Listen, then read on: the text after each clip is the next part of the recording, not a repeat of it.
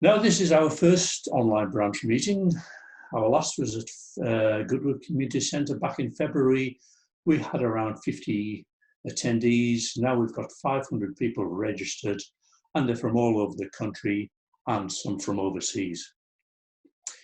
And I welcome people from regional areas of South Australia who normally can't get to the in-person meetings, and also to any non-members of Renew. And I'll give a quick plug to Renew. We're a community organisation that promotes sustainable living, and especially renewable energy, energy efficiency, water and waste management, and transport. Publish the excellent magazines Renew and Sanctuary. Renew is a highly practical magazine full of articles about how to do it, what's happening, what works and what doesn't. Sanctuary is full of inspirational articles about energy efficient houses. And if you become a member of Renew, you receive 4 copies of each magazine a year, you get technical advice and loads of useful information. Renew manages Sustainable House Day, Speed Data Sustainable Designer, and along with the Electric Vehicles Association, runs the Electric Vehicle Expo in Melbourne. Branch meetings are usually in person, where you hear presentations from expert presenters on great topics. Tonight's topic, so you're thinking of buying an electric car, is aimed at anyone who's thinking about buying an electric vehicle in the next year or two. Now we have 2 presenters tonight. Bryce Gayton is a journalist who specialises in electric vehicles and writes for the excellent website Renew Economy, and is associate The Driven.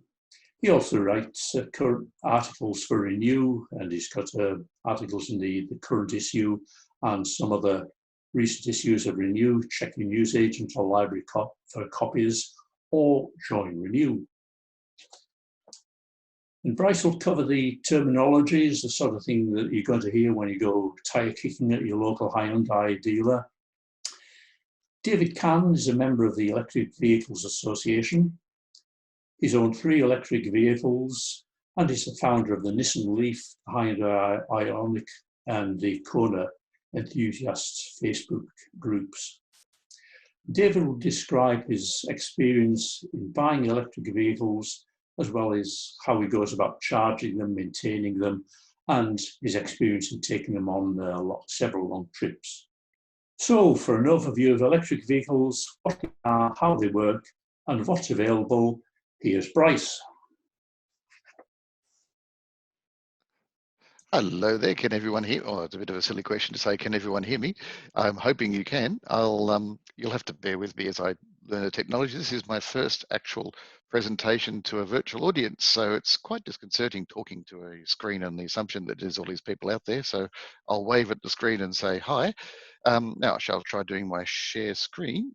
Okay, my name is Bryce Gayton, and I've been driving and working with EVs for about 12 years now. I started working on conversions then, and then moved into owning my own vehicles a few years later, and I actually graduated to owning electric Kona now after, I think I'm now on my 4th electric vehicle. So I'm hoping I can give you a little bit of background and interest in electric vehicles today.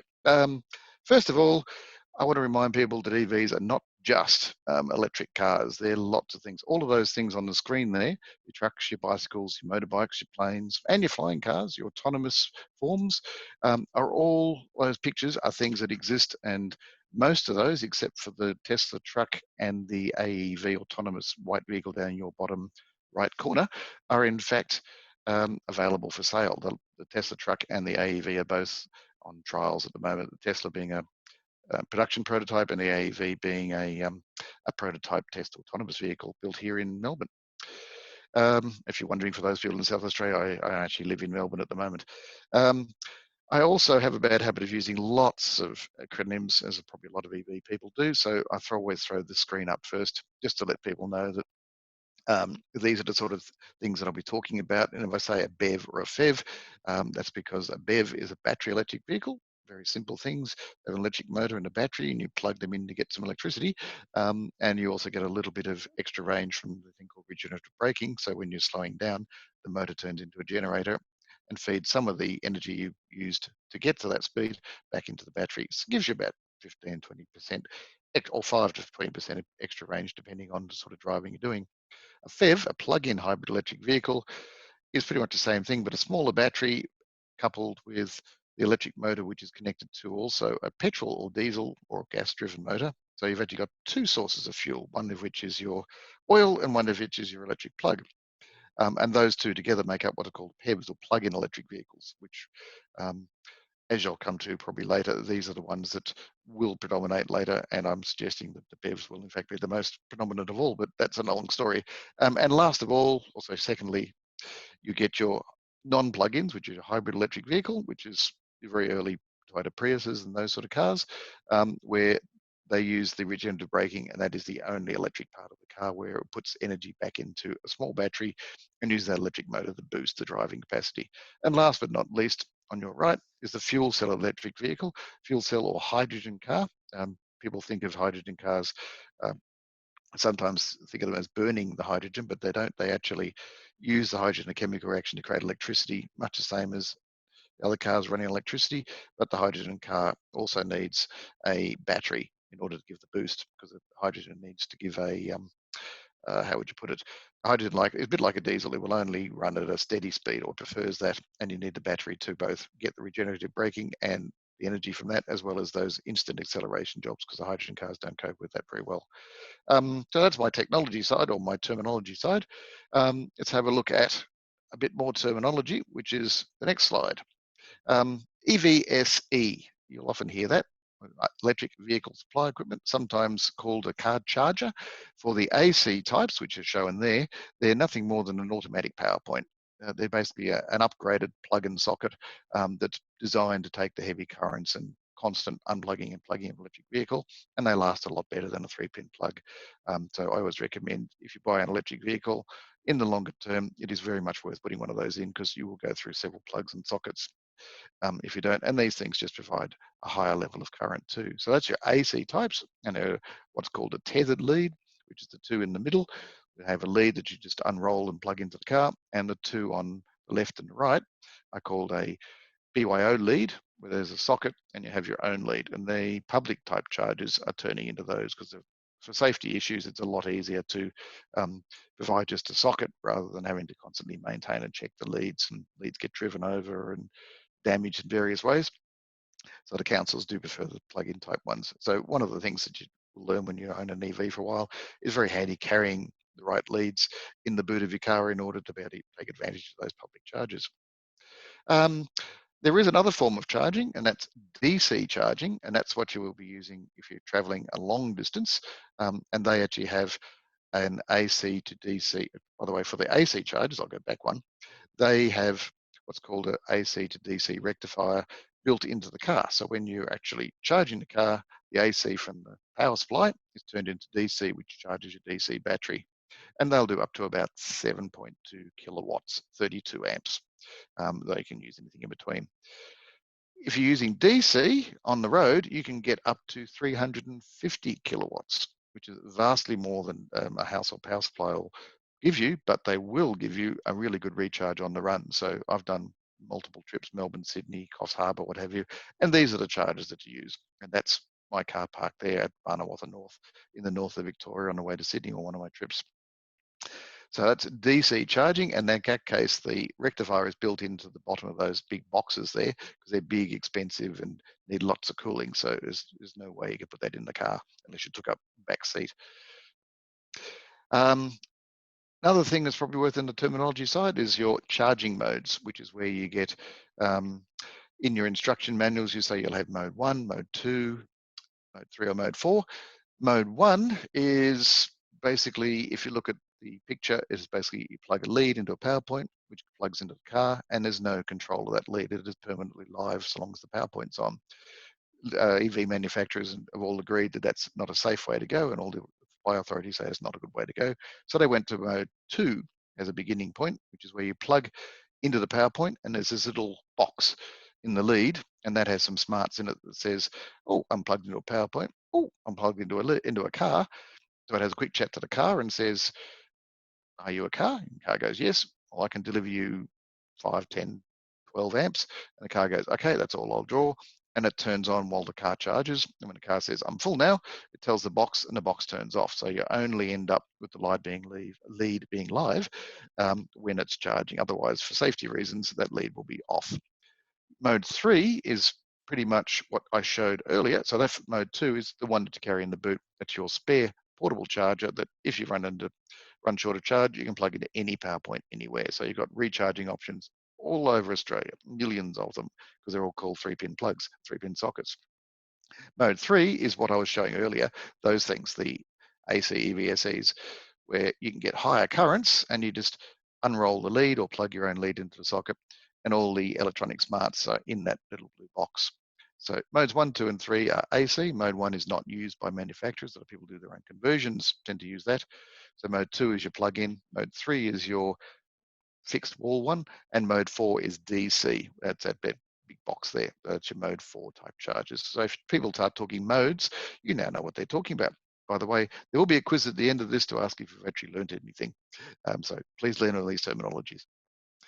Okay, question I always get asked is, how fast can I charge?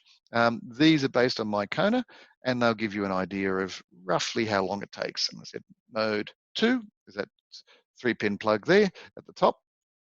And I'll just move myself to that side of the picture. That's a 10 amp plug, which is your standard 3-pin point. And if I plug into that, my cone will take 28, 30 hours to charge. So that's not a lot of fun. However, at home, I have an AC wall charger, that mode 3 type 1, and I can charge at 32 amps. So that gives me 9 hours charge. So I can charge overnight on that. Or if I'm traveling around Australia on a caravan, into caravan parks, you look at 15 amps there, that will give you 18 hours. So generally speaking, you'll pull into a caravan doing 350 Ks at most in a day. So you've got roughly 20% charge left in the Kona. That's about 14 hours. So you get in about 5 o'clock, plug in, go out for dinner, get up the next morning and head off 8 or 9 in the morning, you're fully charged again. So even at 15 amps, an EV overnight's really good. And you'll be away again. On the DC side, my Kona will charge on a 50 amp DC a 50 kilowatt, I should say, DC charger. That's if it was off the grid. It uses 75 amps per phase. So as you can see, it's way more than a house would deliver, which is why they're out bolted to the curbsides on the highways. And that'll be an hour and a quarter. And my Kona will charge at 70 kilowatts maximum. So it'll give me 54 minutes from 0 to 80%. And I often say the 0 to 80% is quite important. So when you're traveling on a long run, you'll do 100% charge before you leave home, and then you'll do 80% charges or top-ups along the way, because it's a lot quicker, because that last 20% from 80 to 100 will take another 54 minutes. And that's why they always quote to 80%. Anyway, it's another story. I'm now going to get to what's available in the world about electric vehicles, and lots is pretty much the short answer. Those pictures there are all the things that either are or about to be available this year, in next year or the next few years. One at the top right is the VW ID3, that there's basically a parking lot of them that VW has produced, and they're about to roll them all out. Coronavirus has slowed that down because they were supposed to be starting deliveries about now. So that's the VW, and that's the mass-produced, and it's going to be the first basically large mass-produced car in EV form. The one next to it is called the ID Buzz, and that's going to be a revived combi, which is quite a nifty looking thing too. That's about 2 years away. The blue one, third one across, that's a Peugeot 3008. They're available overseas too. And if you just keep going, you'll totally discover that all of those pictures I've got there are available overseas. Strangely enough, not here. So most of those will be coming in the next year, apart from perhaps the ID Buzz and the ID Cross, which is directly underneath. It's quite a nice looking car underneath the ID3, and that will be available about, I think, next year. Overseas, that is. Here, no one has said boo. So what can we get here at the moment? Well, it's a whole lot better than it was a year ago when it was about 6 or 7. That's the list there. And those prices that I've listed for you are, in fact, the rough on the road prices as per current car sales listing. So I always write on the road pricing. And by the way, the Renault Zoe, they've actually dropped the price, and you can buy one for just under 50,000, and they'll throw in an AC Mode 3 EVSE in the price. So it's not a bad deal. They were 53,000 on the road without it. A few other items there. The EQC is just arrived, a Mercedes. So that's what we've got at the moment. That's your choice. So it's not too bad, but it's nowhere near as good as the rest of the world. If you're looking at a second hand, oh, sorry, I jumped a little bit. What's coming in the next maybe 12 months? This is a little list here. Coronavirus has slowed things down a bit because the MGZS was due somewhere around now. I'm not quite sure what's happening. I believe the showrooms are pretty much fitted out for them. So with any luck, they'll be arriving very soon. The rest of those there should be arriving sometime through this year, with the exceptions of the Kia e-Niro and the Kia Soul EV. The Kia e-Niro, which is basically a Kona in drag, because Kia and Hyundai are related companies and have all the same running gear. It is a slightly enlarged Kona with a slightly bigger luggage area. It was supposed to arrive at the start of this year, but it's now not going to arrive until at the very earliest the end of this year, and quite likely beyond that. And the Soul, which was supposed to arrive at the same time, has been pretty much kicked down the road for quite some time longer. Another couple there that people might be interested in, the Tesla Roadster has actually just been delayed a bit more, so that will be interesting to see what happens there. The EV Automotive EC11, it's actually, they've changed the type of van they're bringing. They're bringing in a slightly bigger van, 1.5 ton instead of that 1 ton picture there, and that will be arriving in July for road testing here and certification. So it's not far away at all. Looking forward to taking that for a drive and writing up a first drive report. They're also looking at bringing in that SUV, the EC3, which is on display along with the EC10 at the Sydney AEVA Expo last year, late last year. Tesla Model Y might be the dark horse, by the way. It may arrive towards the end of this year because they're actually advancing quite quickly, although again, coronavirus has probably slowed production slightly. There is, of course, the second-hand option, and you can look at these here. I'm not going to go through them in any detail. By the way, these slides will be available after the event, as well as if you email me at the email address at the end. Although there's 500 of you, so I may get a bit snowed under, but I'll make the offer. There will be an email address at the end anyway. I may regret saying this. I'll email a set of slides to you if you're actually after them. But if you're after second-hand vehicles, there are a number of options, and there's 6 of them, the ones that have been around in the past, and I'm quite sure we'll hear more about the Leaf earlier. I actually had one of those Leafs for about 5 years, I think, before I upgraded to the Kona. Of course, there are some private importing of vehicles. Some of the Leafs are coming in, later model Leafs are coming in by a private importer, as well as you can see the iMeave or the MEV minicab, which is basically an iMeave in disguise. The Nissan ENV van, which is a Nissan LEAF in disguise. And if you're feeling really daring, you can pick up one of the 50-odd converted Hyundai Getzes that were done by Blade electric vehicles up until about 2012. However, you need to be a bit daring. Pretty much hands-on car, you need to be a DIY person. Every one of them was pretty much a prototype the way they were built. So I used to say, yes, I'll fix them, until they drove me mad because everyone that turned up was different. So yes, I don't fix them anymore. If you have your own one, though, it's not a bad idea. You can get to learn quite a lot about EVs. Now we're going to look at how EVs benefit you, and I better move along a little bit quickly, so I want to finish off in about 5 minutes. You look at the environment, there's a number of reasons why you'd go EV. And there's also a number of reasons why you'd go EV personally, because they're a lot cheaper to run.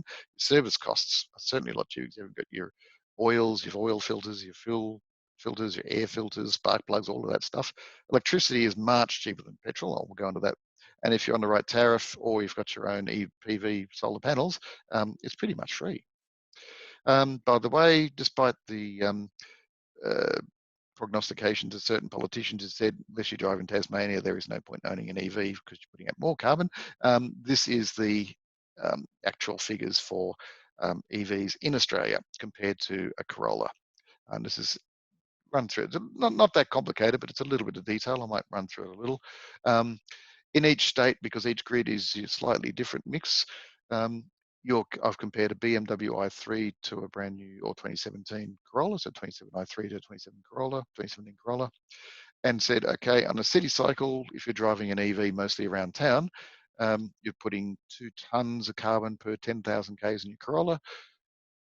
Pretty much in Tasmania, you're putting out 1/4 of a tonne, because they use a lot of hydroelectricity. South Australia, which is 50-50 renewables and fossil fuels, that's 0.8 of a tonne. Even in Victoria, if you're using a city driving, it's just under 1 2/3 versus 2.02 for a Corolla. It's only if you use your EV and charge it off the grid only in Victoria that you're doing worse than a Corolla. However, most people are buying an EV to replace an older petrol car, and those figures for the carbon on petrol cars are significantly higher as you go back year by year.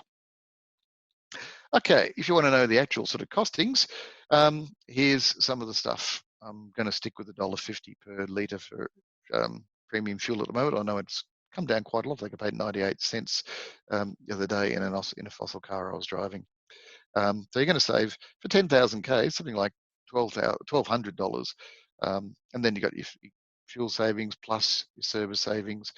It's a significant saving every 10. If you do 20,000 Ks, double it. If you do 5,000 Ks a year, 1/4, and you can work out the numbers in between. But they're pretty good numbers facing savings on electric cars. Now, these slides will actually probably come up a lot easier than I do in my presentations, but if you're interested in reading more about them, there is in fact an article with all this next section in it on the Driven. So if you just go to the driven.io, you'll find that this article with these slides, but you can see them here probably a lot better than I usually do in my presentations. If you're looking for an EV in the next 12 months, a new one, these are the sort of criteria that you may want to use to select your car, in which case, if you're traveling less than 50 kilometers a day, every one of those will do you. If you're traveling less than 140, every one of them will still do. All the new ones available will do at least that. If you travel somewhere around up to 200 a day, the Kangoo ZE might, but you might have to do a top up in it. The Kangoo ZE being a light commercial van. If you're traveling 300, the Kangoo, because it doesn't have DC fast charge, it would be very frustrating. Although if you're doing a long lunch, maybe you could. The Hyundai Ioniq, actually I should change that because that's now been up to 38 kilowatt hours and it's roughly 300 Ks range rather than the 220 it used to have. So I should actually update. The Nissan LEAF ZE1 is still a little, it would struggle at 300 Ks in a day if you didn't have some time to do some AC charging, although it does do DC charging. You're doing more than 400 Ks, you're starting to drop off the list a little bit. Again, I'll leave that for you to read further later. The key one at the bottom is towing. Not a lot of them do it. The Kangoo has a tow rating, about 320 kilograms. The X has quite a good tow rating. The 3 has a tow rating. A little hard to get tow bars at the moment, but they are available, and it is rated for it. When to consider soon, these ones are the ones coming along soon. I'll let you look at those if you've got the budget for those sort of cars. I'll come back to those later, trying to make up a little bit of time here. If you're looking at second-hand cars, there are a number also available. Again, at less than 50 kilometers a day, any second-hand car would still do it. And there's a number of options there as you're working your way through the fast chargers, etc. If you're under $30,000 your budget, then pretty much you're limited. In fact, under 20 will get you most of those, except for the BMWs. Or the EV would probably just go over. Okay, there are other considerations when you're looking at EVs. I've written about these things in Renew and also for AVA members in the newsletter there. If your current switchboard and street supply cable's not up to it, you may have to upgrade your switchboard. Not a hard thing to do, but it'd just be a bit of an unexpected bonus cost if you're putting in the EVSE. If you've got somewhere to charge off the street, like I have with my old LEAF that's there, very handy. If not, you could always use fast chargers around the place, or the ones that are in shopping centres these days. There's a number of comments on that. Again, you can get caught out if you don't use the right electricity tariff. If you've got a premium feed-in tariff, like I have at 72 cents a kilowatt, I try not to charge during the day. I try to charge at night at my off-peak tariff. As I said earlier, with a BYO lead, you may need to buy a lead to use those public ones. If you're traveling longer distances, there are some AC higher power ones that are switchable that you can use to give you some higher ratings. By the way, there is a time when you'll have no option. Around the world, countries are now legislating bans on the sale of internal combustion engine or ICE cars. And these are some of the dates here. First one's Costa Rica next year. Norway's 2025. They've hit over 50% full battery electric car sales now. Even England has moved from 2040 down to 2035. If you're after some more information about the new EVs available, our new AEVA website has actually got these listed as a fact sheet for each and every full battery EV available on the market, and there's also a single page sheet comparing all the BEVs and FEVs and their battery sizes and charging speeds available as well. So if you're interested in those, you can go to that website and download the latest. Those are all updated as models change. Obviously, new models get added as they become available in Australia. If you've got any burning questions or wish to get a copy of these queries, you may email me at that or save the questions via the Q&A. There we go. And I'll hand over to Glenn for his section on the his experiences with owning and driving EVs. Thanks for that, Bryce. That was fantastic. You can see Bryce is a details man, and that's the sort of person you usually have on these webinars. And what you're about to find out is that I'm not one. I'm kind of a jump in and drive it kind of guy. And I'm certainly not an expert in any field of electric cars. But I have had quite a bit of experience with them. So I'll just share my screen with you. And this will tell part of our story. So we've been 4.5 years petrol free, my wife, myself. And this came about, I'll just skip that slide for a second. This came about because we had two perfectly good petrol cars, late model cars. I tend to keep my cars for quite a long time. My last Honda Odyssey was 20 years old when I sold it. And we bought a new one in 2012. We also had a Honda Jazz, a late model also. But we had a problem. We had teenagers.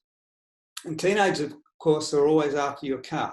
Particularly at this age. My son was a double bass player and a musician, and he had to have a car that could tow all his gear around. And my daughter was a keen rock climber, so she'd be heading off to do rock climbing, and my wife and I would find us with no car. So we decided to buy a Nissan LEAF as a spare car, as, if you like, a shopping runabout.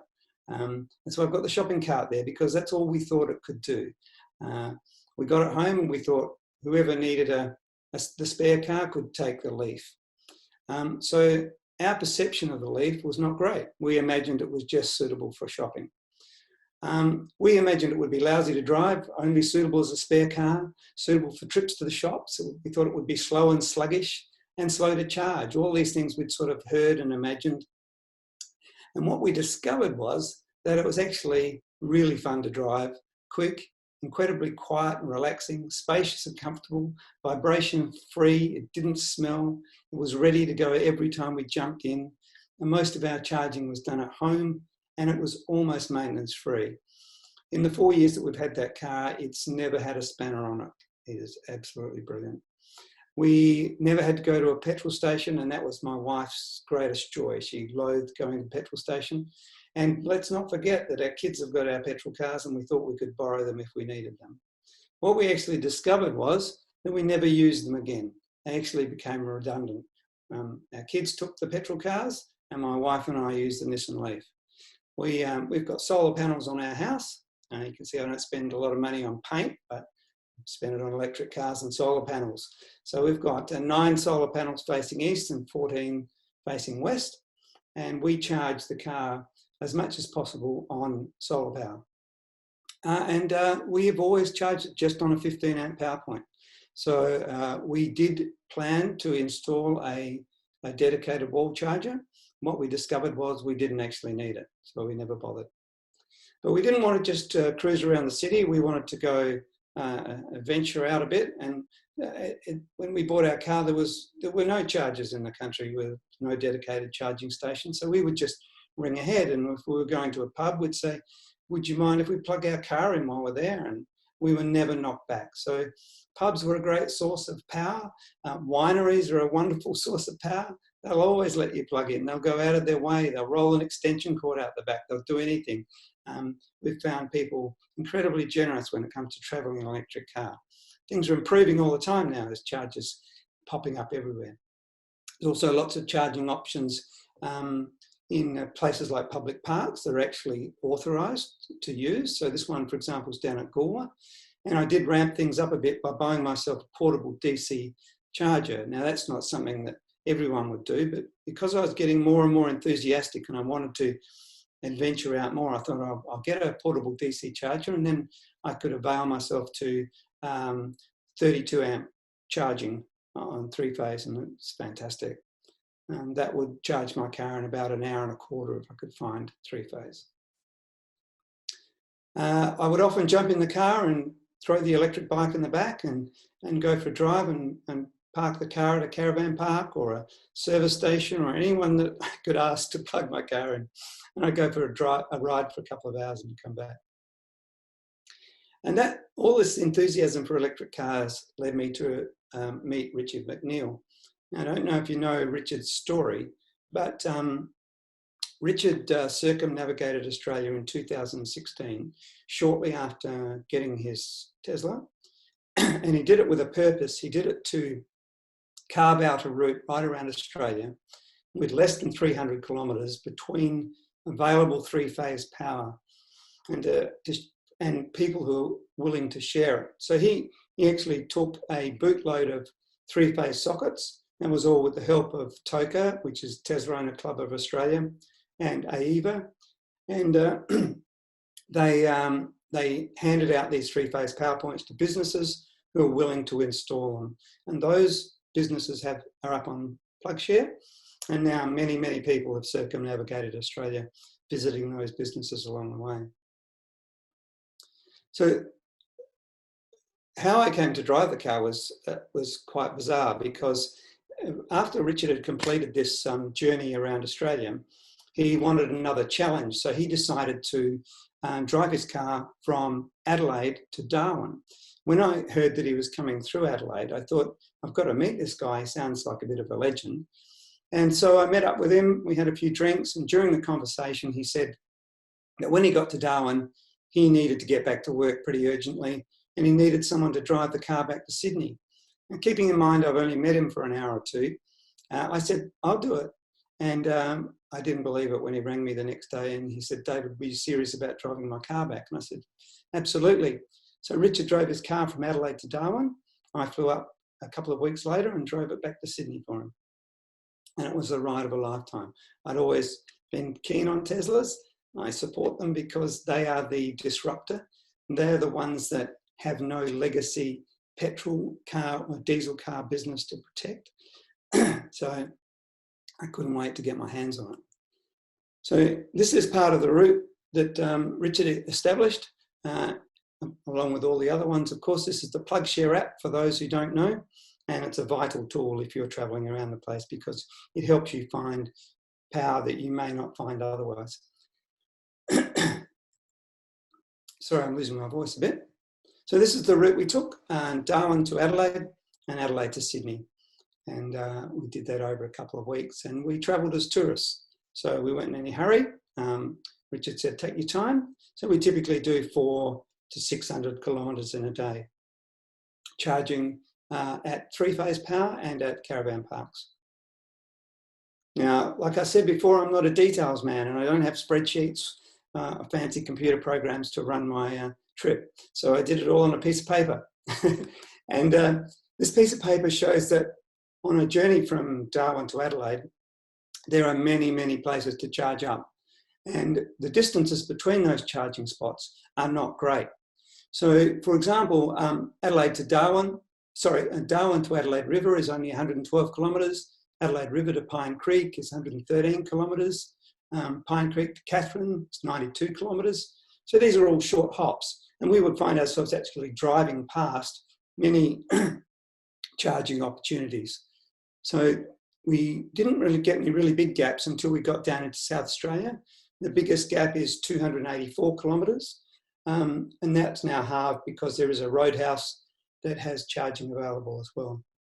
So Now a trip between Darwin and Adelaide is very doable in any of the new electric cars available. So you could do it in a Nissan LEAF, you could do it in an Ioniq or a Kona. It's all very doable. Our first charging spot when we left Darwin was the Darwin University. I had 3 phase, and we did the whole trip camping.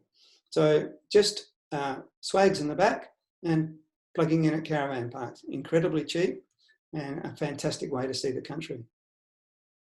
We found we travelled at about the same pace as other tourists. So we kept meeting up with them in the caravan parks along the way. So we knew that they weren't going much faster than us. So we thought we were doing a pretty good job. We took all the photo opportunities, and when you're travelling in the outback, you find that you're charging in unusual places. You don't expect to drive up to a charging station. You'll find a campground, you'll find a showground, or you might even find a workshop. Oops, here we got pulled over by the police. They just wanted to look at the car. They'd never seen one before, so that was good. Of course, we had to go to Uluru and take a photo there. A sunrise is the way to go.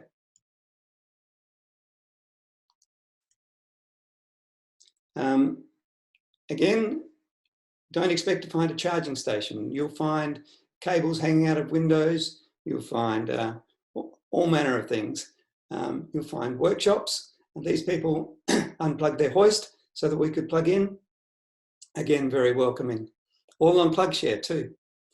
This one is in Coopabedi, and this is an electrician's workshop. Very happy for us to plug in.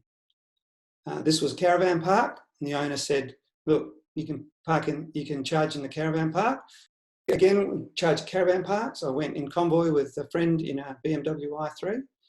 You need a good chair and a couple of good books, and be prepared to do a bit of walking, do the obligatory silo photography, a bit more camping, and 3 days we're down in Tasmania. So we could only do about 250 kilometres a day in the LEAF. Now that's not practical, but it's a lot of fun. This is one of my favourite charging spots on all of my EV journeys, because this is a winery in Tasmania that is off-grid. It is 100% solar powered and has a 100 kilowatt lead acid battery. I had 3-phase power there, so I was able to use my portable DC charger. And I was able to watch the power drain from the battery, the 100 kilowatt hour battery, into my car. And then I was able to watch it fill up again as I was charging. So by the time I'd finished charging, my car was full and their battery was full. So that's the sunshine doing its job. Absolutely brilliant. This is another spot that helped us out immensely, because for every cabin we booked, they installed a 15-amp power point on the wall of each cabin. So all of the drivers who ventured up to Cradle Mountain had a 15-amp power point to plug into, which was fantastic. And that was the end of our journey, Cradle Mountain in Tasmania. And then all we had to do was drive home, which we did. I knew I couldn't deal with the Nissan LEAF forever, so I wanted something with a longer range. So I knew the Ioniq was coming, the 28 kilowatt hour battery pack, and the Nissan LEAF with the 40 kilowatt hour battery pack. And surprisingly, they have a very similar range. I thought a 28 kilowatt hour battery pack was a bit underdone, but in fact, because the car is so efficient, because it's 28 kilowatts usable, it's very close to the Nissan LEAF. And there you'll see the dash display at 270 kilometres. That's a little bit optimistic. Around town, I get about 250 kilometres. And on a road trip, I get about 200 kilometres. So not wanting to stop there, we decided to head to New Zealand. And New Zealand fascinates me because they are far, far ahead of us as far as electric cars go. There are many LEAFs, hundreds of LEAFs over there. Electric cars everywhere you look. And there are a number of reasons for that, but the main one is that they've been allowed to import second-hand cars from Japan and other places. So we went to a car rental company called Blue Cars, and their core business is buying and selling cars from overseas. But all of the cars in their lot are available for rent. So this is the driveway at their house, and these are a few of the cars. And this one here was almost brand new. It was only done 2,000 kilometres, and we rented that for 3 weeks and had an absolute ball. Our first charging point, and this was the charging system we were going to use, or the charging station we were going to use, was a ChargeNet, and that's a fascinating story in itself, and it's a whole topic in itself, but it's a really fascinating story. This time we weren't camping; we were typically using Airbnbs, and again we would ask the Airbnb operator would they mind if we charge our electric car, and not one of them said no. So sometimes it was just a cord out the window. Sometimes they would have a PowerPoint in the carport. We just did the best we could. If we couldn't charge, we'd end up at another DC fast charger the next day. Again, all very easy to do. Again, we chose the highest mountain we could find and we drove up the top. That adventure led me to meet Viva Wacker back in Australia. And I don't know if you know his story, but it's a fascinating one. And if you can drive a car from Holland to Australia through 90 countries and do 100,000 kilometres, you can drive an EV just about anywhere, I reckon. So the Ioniq I purchased just before I went to New Zealand. Unfortunately, couldn't drive it because we were overseas. But as soon as I got back, I started going on adventures around Adelaide, and then just did a recent trip to Horsham, and got myself a fancy number plate because you never know, one day I might have a Cybertruck, but if not, I'll sell the number plate. Now, one important thing I'd like to talk about is if you live in an apartment, because a lot of people are put off by apartments thinking that they can't possibly charge there because there's no infrastructure. We found that not to be the case, and we have 2 apartments. This one here is an Airbnb that we rent out, and we had a very simple arrangement installed, which operates off the 10-amp power point. Now, this only charges at 2 kilowatts, so it's incredibly slow. But believe it or not, we charge both of our electric cars, including my Tesla, on this power point. And that's because a lot of the times we're doing other things. So who cares how long it sits there charging? It just doesn't matter. So we charge our Model 3, which is our newest car, and our Ioniq there. And no drama at all. We have a 32-amp charger at our other apartment, and we actually don't use it because our daughter uses that one. And she's got the Nissan LEAF now. So that's really about it for me. It's my story of how we went on an EV adventure and got to this. I expect to have these 2 cars for a long time, a good 15 years. So I'm going to hand back to Alan, and thank you all for having me. And I hope if you're sitting on the fence for an EV, this has encouraged you to move on. Thank you, Alan.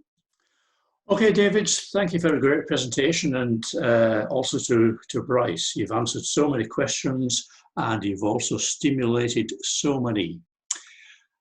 So the first question regarded refrigerant in Teslas. Apparently Teslas, their refrigerant in the aircon use a fairly obnoxious type of liquid. Do you know anything about this and whether it has been improved? I can answer that one. Can people hear me? Yes. Yes, Bryce. Oh, good. Yeah, the Tesla has the heat pump for heating and air conditioning, but it uses just normal glycol water-based coolant for the battery.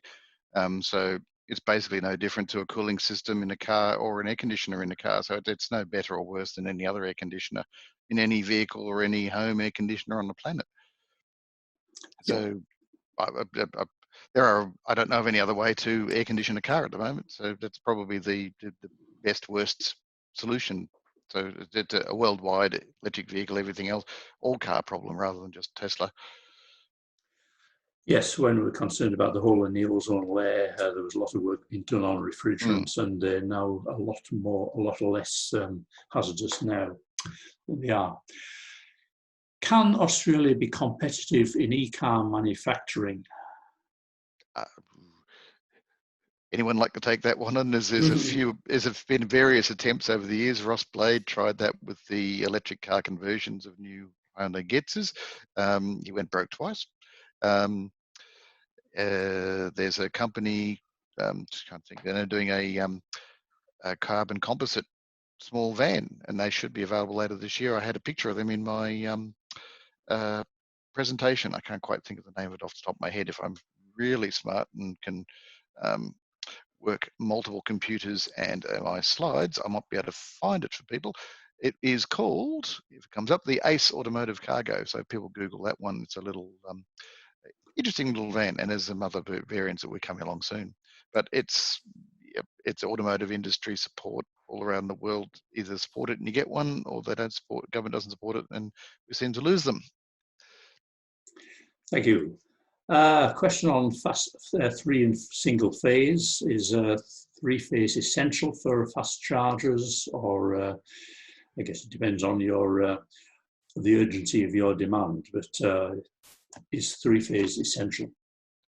I can answer that one again. No, it's not essential. If you can get single phase, 7.2 kilowatts from my Kona, and that'll charge me for 9 kilowatt hours overnight.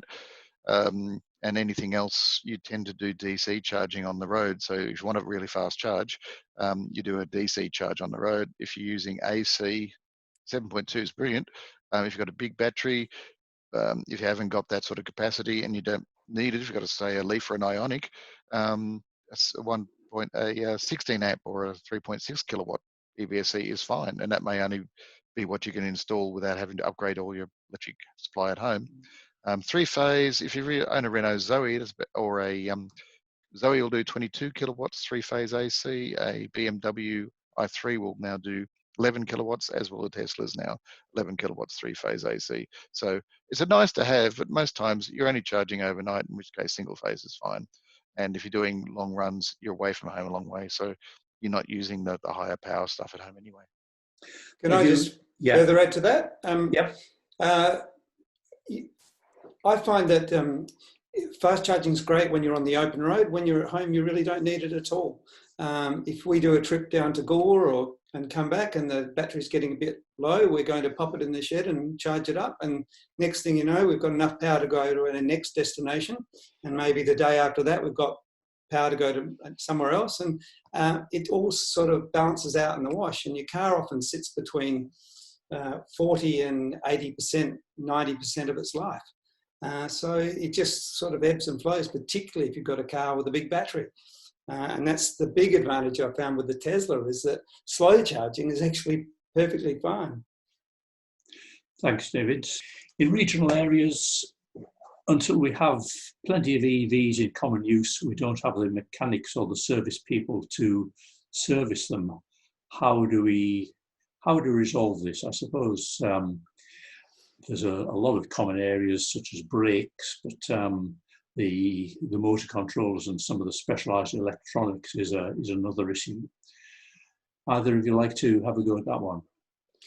I can only speak from personal experience, and none of my cars have needed servicing in the 4.5 years that I've been driving them. So it's an interesting one, but the LEAF has never had a spanner on it, other than rotating tyres, windscreen washer fluid, and a cabin air filter, I think we replaced. But other than that, nothing. It's done nearly 100,000 kilometres. Brakes are as good as ever. They don't seem to wear out, because even though the regenerative braking on the LEAF is quite gentle, it's still very effective, and actually it does quite a lot of the braking for you. So it's never had a spanner on it. My Ionic's now done 20,000 kilometres. It's had its annual service. And of course, they didn't do anything. They inspected everything. And the Tesla is down to 10,000 kilometres, and that's never had a spanner on it either. So servicing really is minimal. The only things that need fixing is if something breaks or goes wrong, and that can happen in any car. And I hope it doesn't happen, but servicing really is the big difference between a petrol and diesel car and an EV is servicing. Hello again. Thank you. Hi, welcome back, Bryce. There's a question just piling up in your intro. Sorry about that. My internet just dropped out and I had to madly run around. I grabbed another modem and then things came back as I was trying to get it all working again. So, slight panic. Just assuming you got off to make a cup of tea. Yes, I wish I was a bit more relaxed to be able to do that. Toyota salesperson said the next Yaris will be hybrids and would be coming in April. Do you know anything about this? Oh, Schweppes. You're dropping out again. Can you hear me? I can hear you. Oh, good. Yes. It's telling me my internet connection is unstable, so it's not looking promising, but we shall see how we go. I don't know much about the hybrids coming in. So if it's a hybrid only, there's not a plug-in hybrid. The key issue there is when the ICE ban, internal combustion engine bans, come in, hybrids are included as fossil fuel cars and will be banned from future sale. Right, thank you. So it's only the plug-in cars that would be allowed after those dates. Now your first 3 electric cars, you're on to your 4th now. Why did you sell your first 3? That's an interesting question. The first one was a blade conversion that broke down just as I got the offer to buy the 2011 ex-Victorian trial Leaf. So the blade got pushed into the garage and I started driving a Leaf. And as David found, the Leaf is a beautiful car. And I just kept driving it. And eventually I just sold it to someone who wanted to experiment with an electric car themselves. That was my first one. Second was a Leaf. Third was a conversion we did some years earlier of a Berlingo van, and that was a good little car, but its batteries are starting to get tired. And I met a mechanic who was actually interested in learning about doing classic car conversions and wanted to buy my car as basically an experiment to fix up. And he's actually done, so it's fixed up. And he will be launching into doing classic car conversions soon. And the fourth one is now a Kona. Right, thank you. And some cars have a range extender, which is a small petrol generator. Do many EVs have that? No, the BMW i3 is the main one, and that's got a very good battery. And the latest version of the i3 doesn't have the range extender anymore. They dropped that with the last version. The Holden Volt is a good hybrid, but it's effectively a range extender because you'll do 80 Ks on the battery. All the rest of the hybrids are pretty much shared petrol and battery because they're getting 50 Ks or lower range in the battery. Some are down to 12 K range. So they're a very short plug-in hybrid range. So they're not really range extenders. They're just dual fuel battery and petrol. So briefly, there's only the BMW is a good range extender and the Volt. I've tried to engage yourself and David in making a comment about range anxiety, which is what's on many people's lips, but it doesn't seem to be an issue. Was it ever an issue for either of you? David? Well, look, it is a real thing, but we pretty much ignored it. I've always thought if you don't try and drive your car further than it can actually go, range anxiety is not a problem. So if your car's got a range of 120 kilometres and you try and drive at 130, you're in trouble. But if you try and drive at 110, you'll never have any problems. So as long as you plan your journey, there's no need for range anxiety. Yep, and that's... Isn't that true? Yep, I would agree. And also, range anxiety issue, I don't understand why people don't have that in a petrol car, because you run out, you've got to find a petrol station, find a jerry can, get a lift there, and the only difference is you're not going, I've only done it once where I ran out, and that was deliberate. I was trying to flatten the battery, my conversion, and did it a little too well. I was trying to balance the best cells, and I just knocked on the nearest door and said, can I plug in for half an hour? And that was enough to get me home. So it basically I just sort of rolled into their driveway. That's right. Just up for half an hour and off I went again. So it's much lesser a problem if you run out than it is in a petrol car. One thing I would add is that sometimes, I mean, you will have experienced this too. If you strike the mighty 3 and you've got cold weather, a 40-knot headwind hits you that you weren't expecting, and all of a sudden there's a climb up into the clear region that you've forgotten about, then all of a sudden your range can look a little less grand. And so you might have to back off a little bit to make that work. But one of the beauties of the Tesla is the graph that's in front of you, the display. It's absolutely brilliant, because if you're using too much energy to make your final destination, you just back off a little bit. And then if you're doing very well, you can put your foot down a little bit, and you'll always end up exactly at the right spot. So range anxiety has never been a thing for me. I think you've just answered the sorry, Bryce, were you going to say something? Oh, I'm back. Yes, I was going to say the other. Yeah, afraid you're frozen. Thing with a petrol versus a battery car is I was flat, really cold. I got to the top and the range was going to be less than where I was heading for, but I drive an electric car, so I'd gained more than 50, 60 Ks by the time I got to the bottom of the hill with regenerative braking.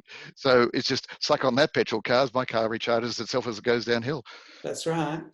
Well, even in my Nissan LEAF, because I live at the bottom of the hill, and if I did a trip anywhere to the east, I would only ever have to plan my journey back to Stirling. So as long as I could get over the hill at Stirling, I had another 25 kilometres, because heading down that hill, I'd generate all the way down and I get home. No problems at all. I've all done it. Yeah, you've pretty well answered the next question. Does range respond to driving style? Can you go further if you drive smoother? And if so, what sort of order of magnitude? Is it something that it is something that you would notice?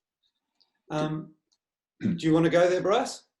I'll let you go first, because I actually forgot the question. Well, I was trying to pull up the Q&A. And a lot of my EV friends that I drive around with think I'm a bit of an EV nerd when it comes to driving economically, but I get nearly as much fun driving economically as I do putting my foot down. And one of the great joys of the EV is being able to put your foot down and go like mad, but also backing off and seeing if you can get that gauge to go further back and get a better result every time you drive is really quite addictive as well. So my Ioniq does about 11.5 kilowatt hours per 100 kilometres.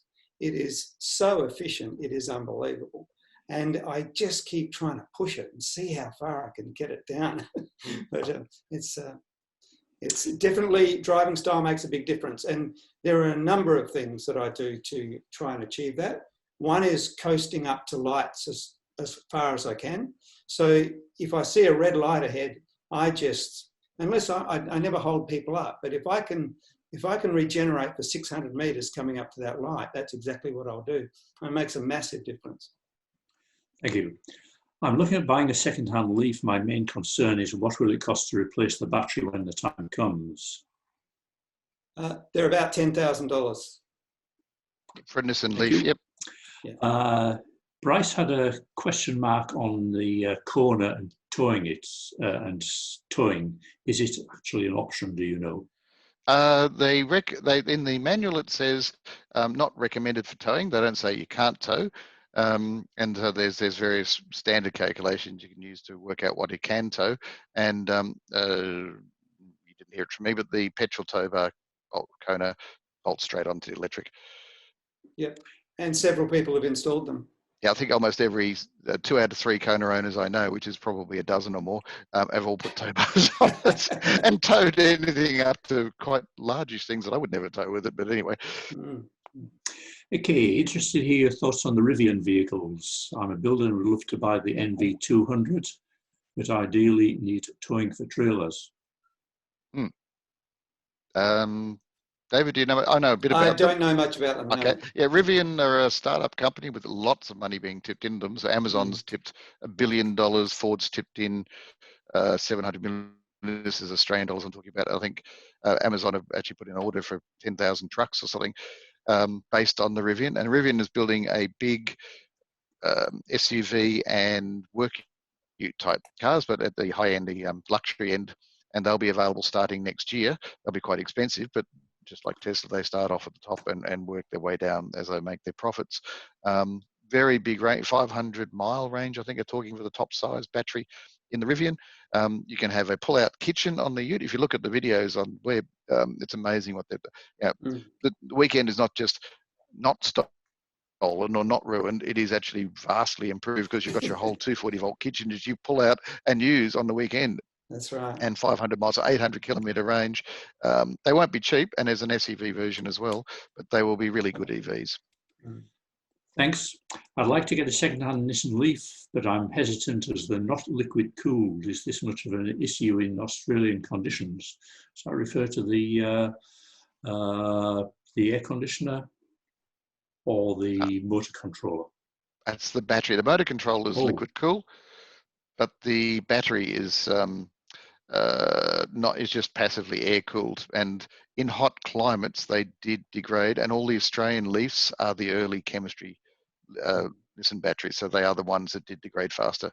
Mine got down to 9 bars before I sold it, so I still had a roughly 100k range. David, what did yours get down to? I'm still at 9 bars, about 100 kilometres. Yep. Yeah, so they're not doing too badly, but they did have lots of problems in Arizona and things in really hot climate, fast recharging, and the cell chemistry and the DC fast charging made them age faster than twice as fast as Nissan would. And Nissan did come to the party on those ones, but otherwise they're 8-9 years old now, so they're starting to get to a stage where they would be replacing anyway. So they're not too bad, but use something like LEAF Spy. I've written about that in Renew. You can actually buy it as an OBD, an aftermarket app, and plug it into your OBD2 port, and it'll give you a whole lot more data than the dealers will give you.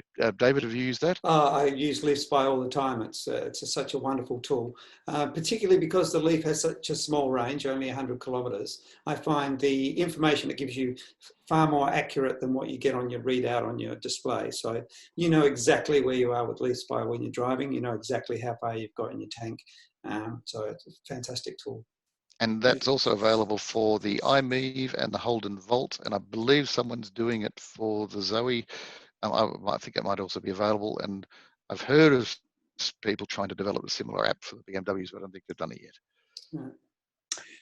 Okay, so we've got 274 people online. The questions keep mounting up. Are you both okay, and is Doug okay to continue for a while longer? I'm fine. Yeah, okay. Lots of great questions in there. I'd say go as long as you guys are happy to go. Yep, yeah, go for it. Okay, I'll wait until the last participant drops off. Is that drop offline or drop off to sleep? Excuse me for 1 minute. I'm just going to get a glass of water. Okay, well, I'll ask Bryce this, but you may come back. How much does a DC charger cost, and how available are they? I think multiple Joe would know that. Yes, there are portable DC chargers. That's the C-Tech unit, and there's also, funny enough, all this DC charging stuff, I've just written an article on it to go in the next Renew that's coming out. What is it now? This is now April. Whenever the next one's due, so another 6 weeks or so. I've written on the future of DC charging, portable DC charging. So yes, it's a movable feast when it comes to pricing, but you're looking at 50 grand up for the 50 kilowatt sort of chargers, and very, very rubber numbers, say $1,000 a kilowatt, so $11,000 for 11 kilowatt, 22,000. I say correction there, I'm way out. The portable C-Techs are about 5, 6, 7,000, and there's another one that's coming out, similar sort of pricing. So they're 11 and 20 kilowatts. If you want a portable one, then you're looking at $5,000 to $7,000. Yep, thank you. Question to David on your trip from Darwin to Adelaide. Would people charge you for providing the energy, or did you offer to pay? What's the go in these early days? It may change when more electric cars come through. Yes, it will change over time for sure. But our experience was that caravan parks don't charge any extra, and nor they should really, because our car probably doesn't use any more power than the big motorhome next to us. So we charge overnight at caravan parks without any problems. We'll never get knocked back. If we stopped anywhere else, we'd always offer to pay, and almost always people refused. So the entire journey from Darwin to Sydney cost us $52 in electricity, and a 6-pack of beer and 6 bottles of red wine. And that's what we bartered with, because people are very generous. And yeah, it's all good. Right, thanks. Another question for you. How do you like the Model 3 in comparison to your other EVs? Right, the Model 3 is amazing. It is simply astonishing. It's next level. Having said that, the Ioniq is amazing as well, and it does many things better than the Model 3 does. The Model 3 is not a perfect car by any stretch, and there are lots of things I prefer about the Ioniq, but as far as a driving machine, the Model 3 is just out of this world. Just fantastic. I love it. Yep. I've been driving it for many years. Right, thanks. Are there any rental of the EV rentals available in Melbourne? Basically to be able to test drive different EVs. I thought there was a program coming out to come and try driving EVs. Are you aware of this? The question is specifically in Melbourne. I'm not sure about renting EVs, but we do run from time to time and hope to run more this year once things are allowed to again. What we call Electricana, where we have vehicles on a test track. So it's a driver training track out at Kilsyth in the sort of northeast of Melbourne, and you can take it for drives around that driver training track of the various different models. So we had LEAF and Ioniq and Kona and a couple of others available the last time we ran one, and once the restrictions drop, we'll run another one. And all the states do that from time to time. So it's probably the best way to do it, because you can get out and then compare the next one on the same track on the same day.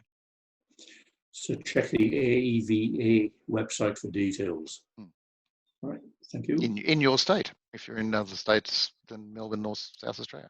Yep. What luggage space do various cars have? I'm interested in moving woodwork and furniture around. Well, the Ioniq, my Ioniq has a great hatchback, but you certainly wouldn't call it a tradies vehicle. So. Yeah, and the Kona is surprisingly small boot for the look of the size of the car, which is surprising. The Model 3 has a very large boot, but it is a sedan, so you haven't got a very large access to get things in. Whereas the Kona's got a nice big hatch, which is the reason I chose that over a Model 3, apart from its range. It was two of the reasons why I chose them. Yeah, I mean, one of the problems we have at the moment is there's not a big selection of vehicles. I mean, if we had tradies vans and we had utes, they'd be selling like hotcakes because they just make so much sense.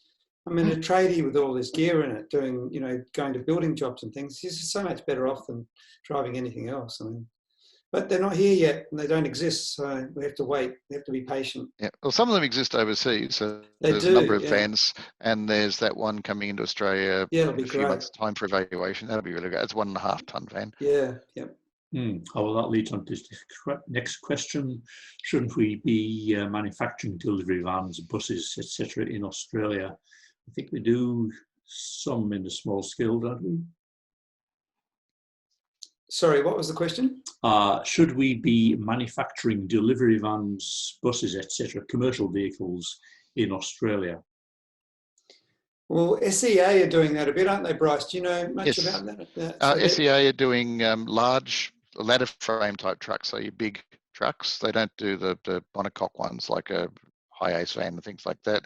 So they will build, so the ones with the big chassis frames, ladder frames, they do those 5, 10, 20 ton type trucks, garbage trucks, tippers, all that type of thing. And they're moving into that field quite significantly now. They've got some contracts, I believe, in the USA, and then enlarging as a larger factory down in Gippsland, Victoria.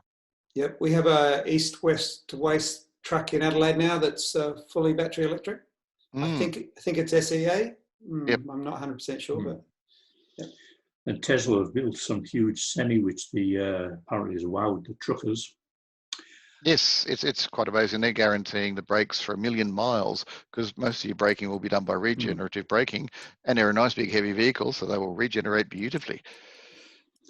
Yeah, I just paid $500 to have our discs skimmed on a Subaru. Not something for EVs. No. Why do so few EVs support towing? Any idea? Is it just what's happening in the early stages? I think that's just early stages. You can actually buy a tow bar for the Nissan LEAF in America, and I know someone's actually bought one and put it on theirs here in Melbourne. So that's an American option, not option. Someone was doing an aftermarket tow bar for the Nissan LEAFs there. It's not that hard to get tow bars for some of them. The Jaguar does have, the I-Pace does have a tow rating of about 720 kilograms. I think it's 2.25 tons or something for the Model X, 920 kilograms for the Model 3. The Model Y isn't yet rated, but apparently the electrical loom and the bolt holes are all in the car waiting for the tow bar option to be allowed. So I think it's just they haven't bothered. The Kona, they keep saying they will tow rate, but they haven't got around to it yet.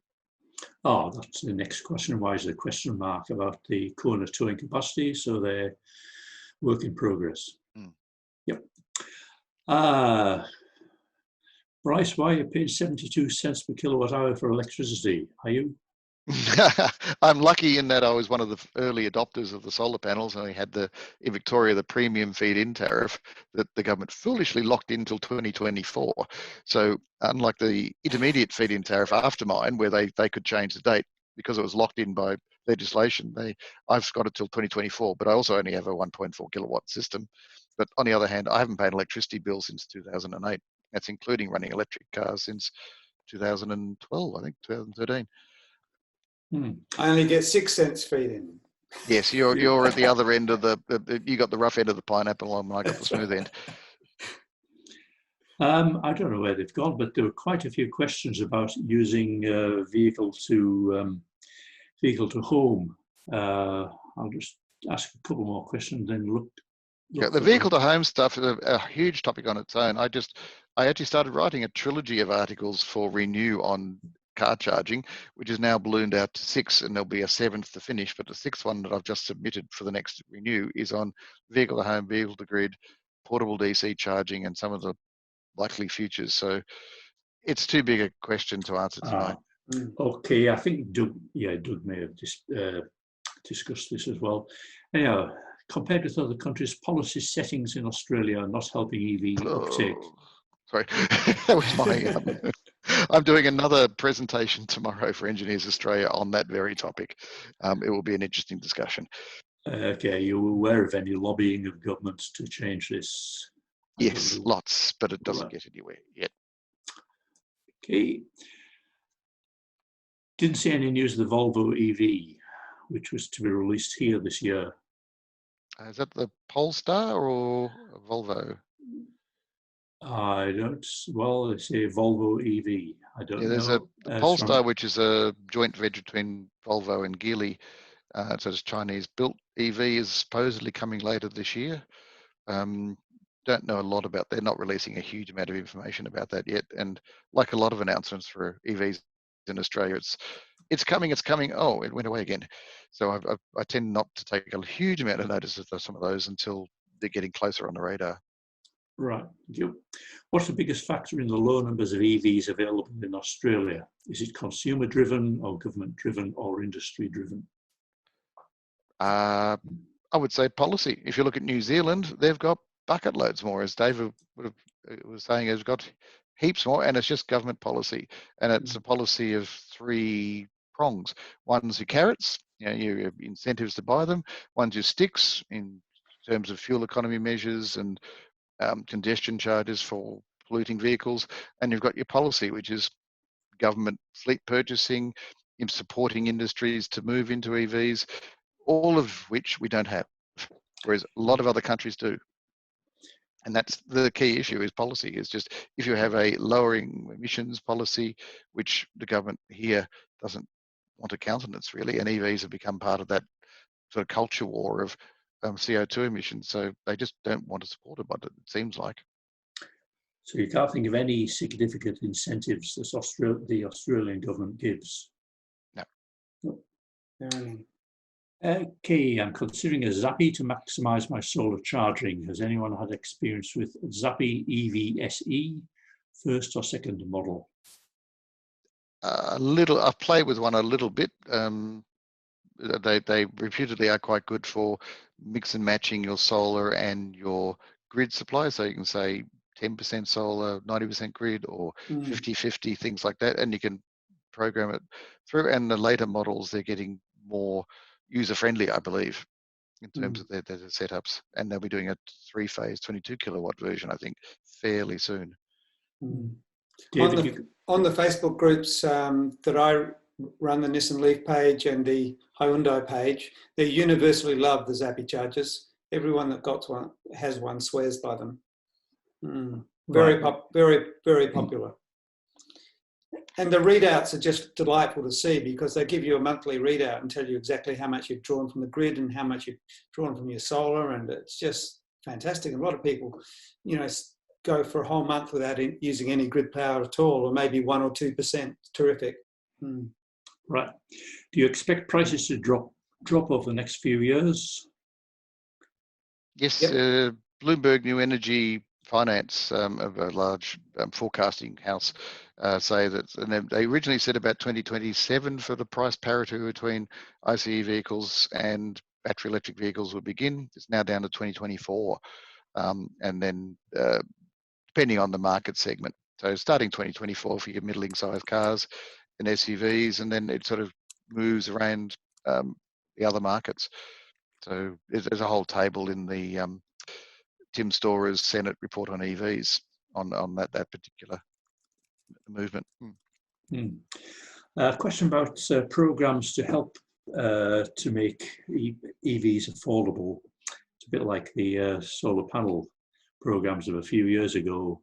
Are there any programs whereby you can share costs, or a co-op type model can help with the initial purchase costs?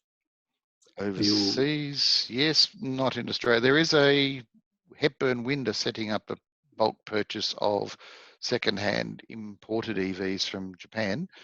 So you can look that up on the web. And they're setting up a service system as well, which is one of the details of buying grey imports that the dealers sometimes don't like working on them. But yeah, have a look there. It's Hepburn Wind, and they're doing a group bulk purchase of second-hand EVs and bringing them into Australia. Yes, they're doing community wind farms, haven't they? Do you think in lieu of the road tax, our government gets some fuel excise? There's another one, sorry, on that thing as just popped up from Doug. It was goodcard.co is another one that's looking at trying to get benefits and discounts. So you can look that up on the web as well, Good Car. Okay, do you think instead of the road tax that the government's going to lose from the fuel excise, that they're likely to charge more for power to capture EV users? Or is it likely they may initiate a separate road tax? They might initiate a per kilometre roads charge, but I always say that they might be losing the road of the petrol excise, but they're also losing the huge balance of payments to overseas companies and countries, and they're also losing a lot of the health costs involved in the health damaging effects of fossil fuels. So there's an awfully big saving as well that they're not, and they don't want to give up the money, so they're going to come up with a way of getting it back somehow, but they're going to make a lot of that money back in other areas with health and balance of payment stuff. What's the prediction of the price of batteries over the next 5 years? Are they about 50% of the cost of the vehicle at the moment? Can't answer that. Don't know. Yep. Too much detail for me. I can. That's that Bloomberg New Energy Finance thing with their graph, and they say 2024 we just started the break-even point, and then EVs will start getting cheaper than internal combustion engine cars. At which point it'll be a no-brainer to buy an EV because it's cheaper to run, it's cheaper to service, it is more reliable, it is quieter, it is faster. There's just no going back. There's no going back. Yeah. Okay, so 2024. And that's the start. Working through to about 2028, till pretty much everything will be cheaper in terms of ICE versus battery. Yeah, we couldn't believe the way that solar panels have dropped in price. Do the major producers of EVs in Australia have any policy for future battery replacements with or without a subsidy from the manufacturer?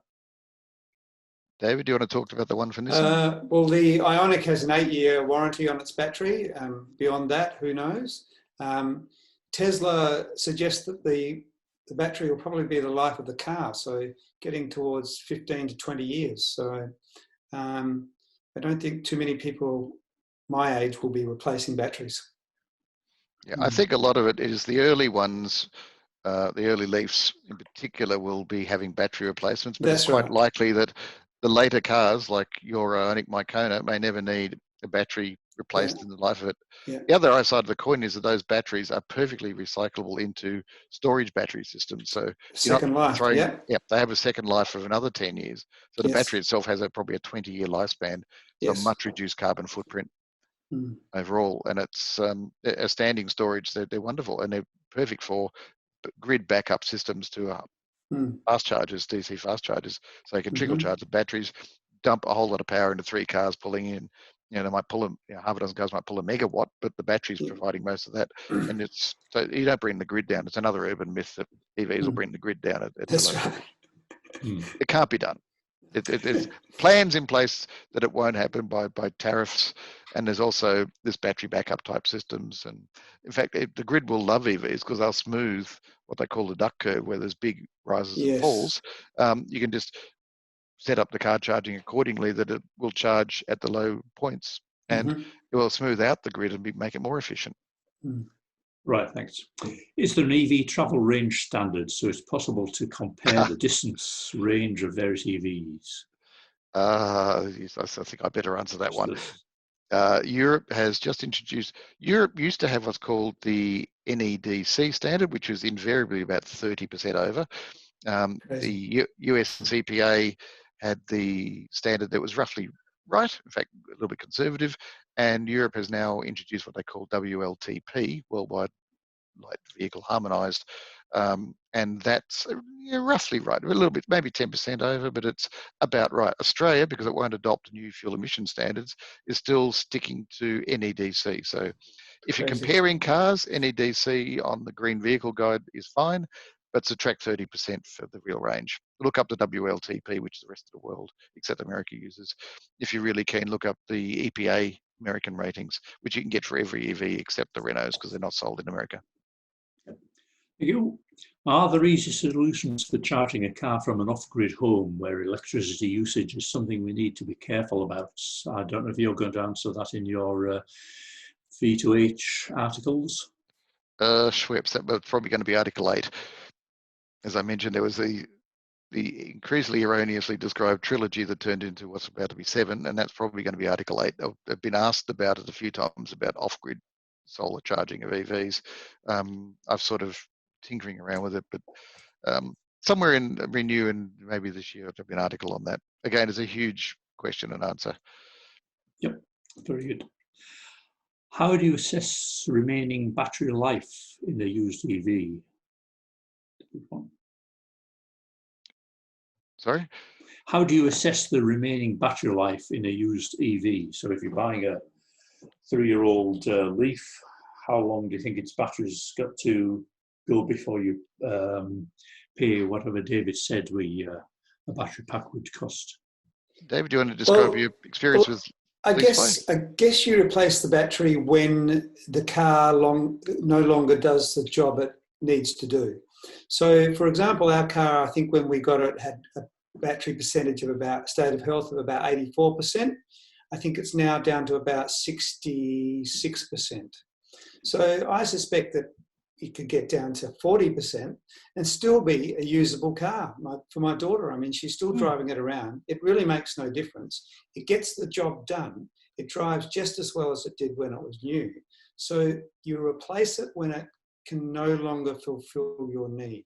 And you either get rid of the car to someone who it would suit, or you replace the battery. And, you know, the car is good enough that we might actually invest that $10,000 in a couple of years because the car has literally paid for itself. So I would have no problems buying a new battery for it. But how do you assess the remaining battery life? So I use Leaf Spy. So just plug it in and it gives you your readout on your app on your phone. If people are interested more about LEAF Spy, there was an article in Renew, I can't remember which edition, but it was about how to actually use LEAF Spy. Yeah. So there was actually an article in Renew on a full detail on how to use it. Okay, so that's LEAFSPY. That's right. That's right. Best money you'll ever spend on a LEAF, I think. Okay, thank you. Yeah, edition 142. LEAF Spy, Oh, Renew good. edition 1. I have to have a read. This may be a related question. How long does batteries stay effective, and can they be easily, economically replaced? Well, I think we've covered Yeah, that. you've covered They're that. certainly easy to replace. My car has, when I said it hasn't had a spanner on it, it's not quite true, because my car was nearly wrecked in a hailstorm. So it had to be repainted. And before it was repainted, they took the battery out. So taking the battery out is a very easy job. They just drop it out the bottom and take the car back to the crash repair on a truck, bring it back, put the battery back in. You can't examine individual cells and replace No. them, or it goes as a, yep.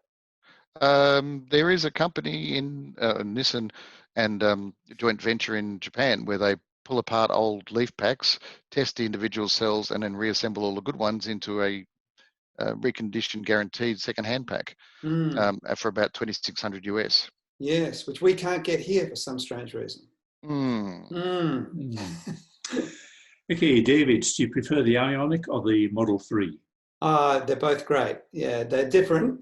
There are lots of things the Model 3 does better, and there's lots of things the Ioniq does better. I should make a list one day. But I mean, the Ioniq is a very comfortable car. It's quiet, particularly quiet. The Tesla Model 3 is a harsher ride. My wife complains about it because it tends to throw her around a bit, because it's got so much grunt that as you pull out of the corners, she gets tossed from side to side. She'd rather be in the Ioniq, but no, they're both terrific cars. Very different, but we love them both. Yeah, very good. Right. Any comments on the luggage capacity of the cars you own as compared to a Prius 3? I don't know how big a Prius 3 is. No. No. But the Ioniq is terrific. It's got a large hatchback. It's far superior to the Tesla. The Tesla is very awkward to use. It's more or less a sedan with a boot and a whole glass roof that comes right down to the top of the boot. It's fairly small opening, so if you want to put anything large in there, it's quite awkward.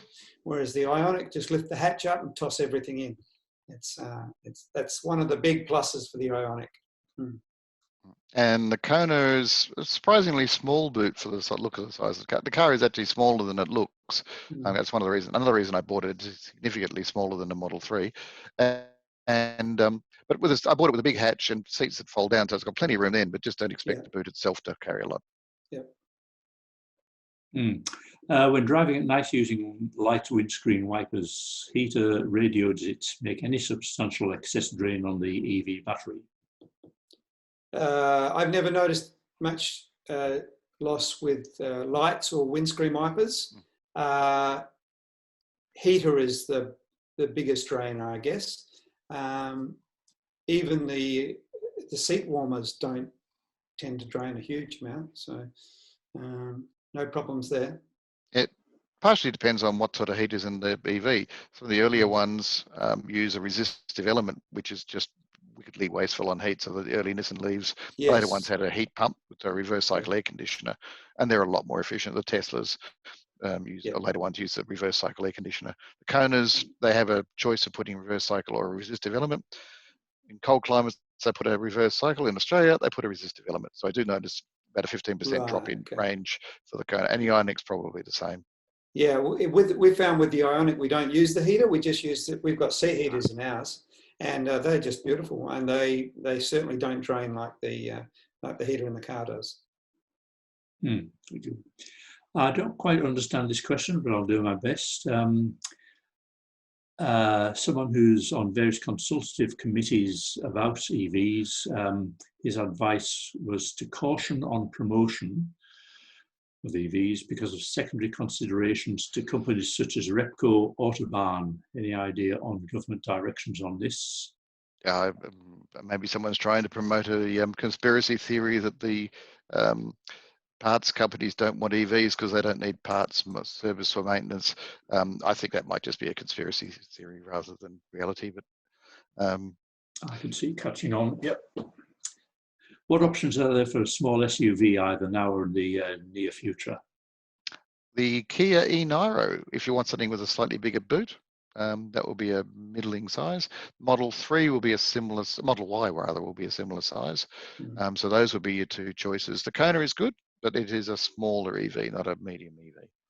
Big EV, you'd be looking at the Model X. If you're under 100 grand, then it's Model Y, Kia e-Niro, or Kona will be your three choices. Right, you've just answered the next question in that case. EV, SUV under 100k, decent range.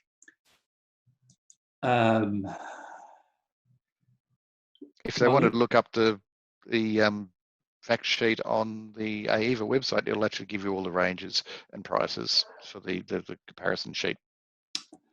All right, question on wireless charging systems. Have you heard of any plans? Mm-hmm.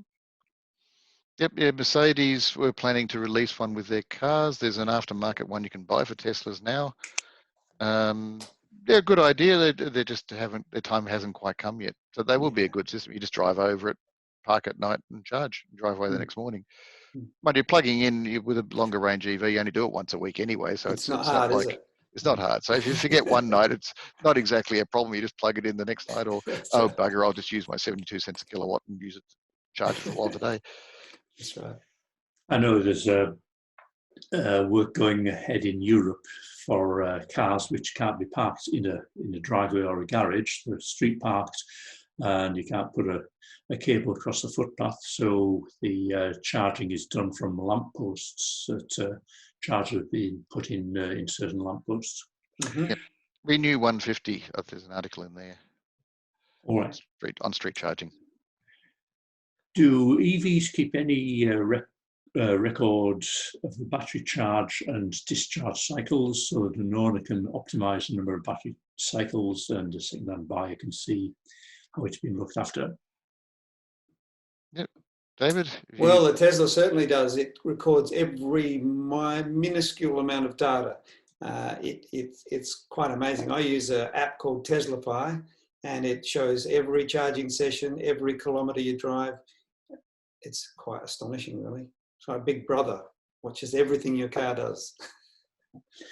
And the Kona has a readout, and I imagine the Ioniq has a similar one of the last few drives, and keeps data for the last 10,000 Ks on your average kilowatt hours per 100 Ks, etc. So there's quite a lot. I mean, again, there's a huge amount of data that you get out of EVs. You cannot run at it. That's why I keep saying range anxiety should be dead, because there's so much data coming out of EVs that you'd have to have your eyes closed to run one out of electricity. That's right. Yeah, tracks your journey, where have you been? Any views on the new LEAF?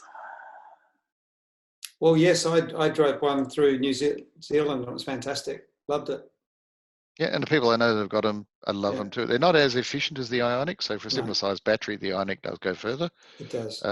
They're still running with passively cooled batteries, not actively cooled batteries. Yeah. Doesn't seem to have been an issue with these later batteries, but it's just something to be aware of. Is a recommendation for routinely charging to 80% for longevity, well, good practice for battery longevity, or did it not really matter whether you charge to 100%? It's recommended in the Tesla for sure. They recommend charging to 80% for daily driving. They also recommend plugging in at every opportunity. So they suggest you plug in every day to your daily limit. So you might choose to charge your car to 70% or 75% or 65%, whatever your choice, and they say plug it in every day. I don't actually do that because I don't need to, but I don't need that huge range every day. So I tend to let it wind down to about 30% and then charge it back up to 80%. And if I know I'm going somewhere the next day, I'll charge it to 100%. I didn't do that with my LEAF, because with my LEAF, it only had a range of 100 kilometres. So I actually charged it to 100% every day for years. Yep, it didn't seem to hurt mine because as the range got shorter, you just, oh bugger it, I'll just charge it to 100%. Charge it to 100%, yeah. And the Kona, I generally at the moment with it not doing a lot of Ks, I'm charging it to 70%. I mean, it's like who fills up their petrol tank full if you're not doing much? That petrol goes stale. It's a bit, Exactly. the sort of same approach. The same things. You don't run it below 20% unless you're doing a long run. You know, I've driven into Sydney. I was going to Sydney, so I went via Canberra for the night. That particular trip because the EV chargers weren't quite rolled out then, and I took it up to roughly 100% leaving Albury because there was no chargers from there to Canberra, and I rolled in with 38 k's left. And I wasn't sparing the horses, and I certainly wasn't sparing the heater because it was a cold day. Yeah. So it doesn't hurt them if you do it occasionally. It's just like any car, you don't abuse it. Just to clarify, a fully charged battery doesn't weigh any more than a discharged battery. Yeah, you're just moving the electrons from one side to the other. You're not actually taking them away or adding them. Okay, what's Tesla's service and build quality like? Anyone know? David? Well, do you want me to talk about that? So I would say that Tesla's build quality is not up there with some of the European brands. But having said that, mine's terrific. It's got nice paint. It's all the panels are aligned well, and nothing's fallen off. It's terrific. I can't fault it really. But if I look really closely, inspect it really closely, like I have a close look at the Ioniq, and I look at the Tesla, I think, well, the panel gaps are narrower on the Ioniq, and it's a little bit classier in lots of ways. You know. The Tesla is an American car, and we know what American cars are like. I mean, if you look at any of the Mustangs or the Corvettes, they're big chunky things. They don't look as delicate as some of the European or Japanese or Korean brands. So they're different, and I have no problems with the quality at all. Right, thank you. 2 questions left and still 154 people on the board. So is insurance easy and similar cost to a conventional petrol car? Yep. Yes. Quite simply, it's you do need to shop around the insurance companies. Some of them were coming up with ridiculous prices, and I end up getting a Kona's 570 for comprehensive insurance. Yeah. There was other quotes I had up to 1,500. Yeah. Right, thank you. Last question. When purchasing an EV second-hand, what else do you need to consider apart from the battery capacity in bars? Just general condition, I guess. Maybe suss out the owner and see whether they look like they're cared for it or not. I bought my car sight unseen. So I literally bought it over the phone, and I'd never sat in one. I'd never driven in one. I didn't know what they were like. I just thought the price was good, and I bought it. So I did all the wrong things, all the things you shouldn't do when you buy a car. It basically just look at it, hasn't been looked at. Servicing's probably not quite such an issue. Teslas don't even have a service schedule, do they? They just when it needs it. My Kona's $165 every 12 months, and it's basically just a safety check. The Ioniq is the same. So a service record is probably not so important. Then a petrol car, if it hasn't got a service record, you'd start to worry. You know, is it the same oil that was started with 100,000 k's ago? Whereas an electric car not being serviced may not be such an issue. It's been interesting to see what happens. Right, certainly, it's a sign of a car being cared for rather than needing it. One that's just come under the door. Are the headlights on the Model 3 good enough for country driving? I've often wondered when are we going to get low light cameras on cars so that also old folks can drive safely at night. Yeah, they're pretty good on the Tesla, I've got to say. Are they LED? I assume so. I don't really know. I think they are. Okay, I'll cancel that, and there are no more questions. So thank you, Bryce and David. That's been a terrific session. You're welcome. I've enjoyed it. It's been good fun. Yeah, It's certainly getting used to doing this online sort of. Yeah, thanks for asking us along. It was great. So thanks everyone for attending. Good night. Thank you. Night. Thank you.